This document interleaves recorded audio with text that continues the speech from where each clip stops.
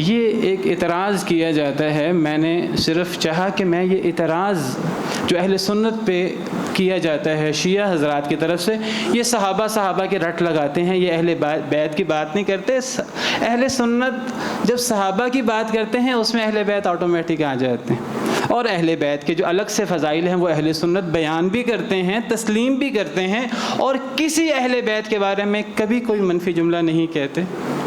یہ غلط الزام ہے جو اہل سنت پہ لگایا جاتا ہے۔ اہل سنت کو اصل میں ضرورت نہیں ہے الگ سے اہل بیت کی بات کی جائے، صحابہ کی بات کی جائے۔ اہل سنت تو فرق ہی نہیں کرتے، وہ سارے فضائل صحابہ کے جتنی فضیلت بیان کریں گے اہل بیت تو اس فضیلت سے ایک ہاتھ آگے ہی ہوں گے۔ ایک چیز ہے، اگر نبی کریم صلی اللہ علیہ وسلم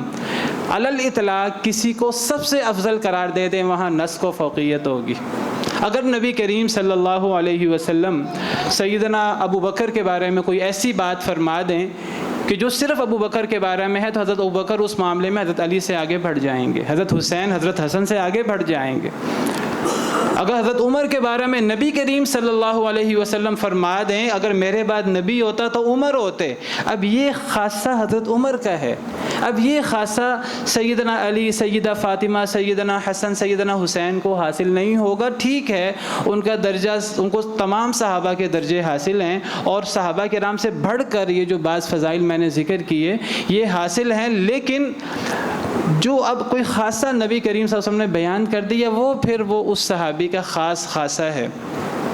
اور ایسے خاصے سیدنا علی کو بھی حاصل ہیں، سیدہ فاطمہ کو بھی حاصل ہیں، سیدنا حسنین کریمین کو بھی، دیگر اہل بیت کو بھی، حضرت عباس کو بھی یہ ایسے بعض خاصے حاصل ہیں۔ تو جو جس کا خاص خصوصیت ہے وہ اس کی خاص خصوصیت ہے۔ تو یہ کوئی اتنا مسئلہ نہیں ہے جس طرح اس مسئلے کو اچھالا گیا ہے، غلط طریقے سے ٹریٹ کیا گیا ہے، الزام لگائے گئے ہیں۔ ہاں، یہ مسئلہ ان لوگوں کا ہے جو اہل بیت کی تو بات کرتے ہیں، صحابہ کرام کو گالیاں نکالتے ہیں، وہاں یہ مسئلہ ضرور پیدا ہوتا ہے جب وہ گالیاں نکالتے ہیں، برا بلا کہتے ہیں، اور یہ نہیں کہ چلو اگر ہم یہ بھی سمجھیں کہ ان کا مسئلہ، جن کا حضرت علی رضی اللہ عنہ سے کوئی ٹاکرا ہوا، کوئی لڑائی ہوئی، تو شاید وہ ان کو حضرت امیر معاویہ یا ان کے بارے میں بات کرتے ہیں، ہرگز نہیں، وہ تمام صحابہ کرام کے بارے میں بات کرتے ہیں، بلکہ صحابہ کرام کے سرخیل سیدنا ابوبکر صدیق، سیدنا عمر فاروق کی تکفیر کے، منافقت کے قائل ہیں، اور یہ بات ان کی کتابوں میں لکھی ہوئی ہے، اور ہر نماز میں لعنت بھیجتے ہیں اپنی نمازوں میں۔ آپ حیران ہو گئے کیسی عبادت ہے کہ اس عبادت میں سیدنا ابوبکر، سیدنا عمر، حضرت عائشہ، حضرت حفصہ پر لعنت بھیجتے ہیں، تبرہ کرتے ہیں اپنی نمازوں کے اندر۔ امام ابن تیمیہ رحمہ اللہ فرماتے ہیں تم کسی یہودی سے پوچھو کہ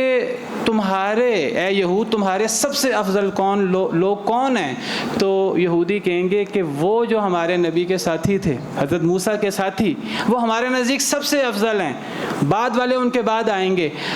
وہ کہتے ہیں اگر تم عیسائیوں سے پوچھو کہ اے عیسائیوں تمہارے سب سے افضل لوگ کون ہیں، وہ کہیں گے حواری، حضرت عیسیٰ کے، جو حضرت عیسیٰ کے ساتھی تھے۔ اور امام ابن تیمیہ کہتے ہیں اگر شیعہ بدبختوں سے پوچھو تمہارے سب سے افضل نہیں، سب سے بدتر لوگ کون ہیں، یہ کہیں گے ہمارے نبی کے صحابہ۔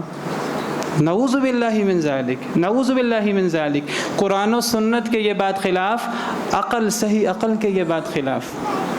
یہ صحابہ کرام پر الزام نہیں ہے، یہ نبی کریم صلی اللہ علیہ وسلم پر الزام ہے۔